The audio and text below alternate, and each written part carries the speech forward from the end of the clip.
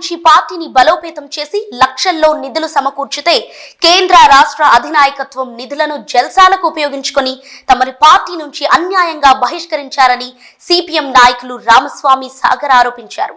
CPM కేంద్ర రాష్ట్ర నాయకత్వాన్ని వారు తప్పుపట్టారు.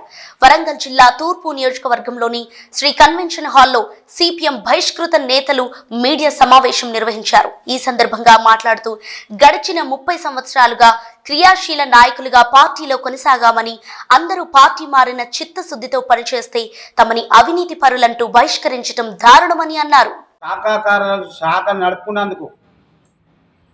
శాఖను నడుపుకున్నందుకు ఆ శాఖ కార్యాలయం 80 మందిని కూడా పార్టీ నుంచి బహిష్కరించారు. ఇదేందని అడిగితే సమాధానం లేదు. ఈ వరంగల్ నగరంలో ఒక్కరిద్దరు మాత్రమే సిపిఎం పార్టీలో ఉన్నారు, అంతకంటే ఎవరు లేరు. వాళ్ళ పార్టీ క్షీణదశలో ఉన్నారంటే పార్టీలో పనిచేస్తున్నటువంటి నాయకత్వాన్ని అణగదొక్కి ఏం పని చేయకుంటున్నటువంటి వారిని ఈరోజు సిపిఎం పార్టీలో వాళ్ళకు అండదండలు ఉంటే ఈరోజు పనిచేసిన వాళ్ళందరినీ కూడా బయటికి పంపించేటువంటి పరిస్థితి ఉంది. అందుకోసమే నేను ఒక్కటే ఈ సందర్భంగా మీ ముందర వేడుకునేది ఏంటంటే, ఈరోజు వాళ్ళొక్కసారి రాష్ట్ర నాయకత్వం కూడా అప్పీల్ చేస్తూ ఉన్నా. సిపిఎం పార్టీ గొప్పది, సిపిఎం పార్టీ సిద్ధాంతం గొప్పది.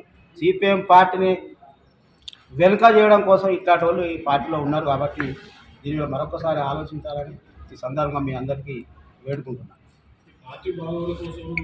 ఇచ్చినటువంటి డబ్బులు గుడిసెలలో 2000 ఇచ్చినటువంటి డబ్బులు, ఆ డబ్బులన్నీ పార్టీ దగ్గర జమ చేశాం.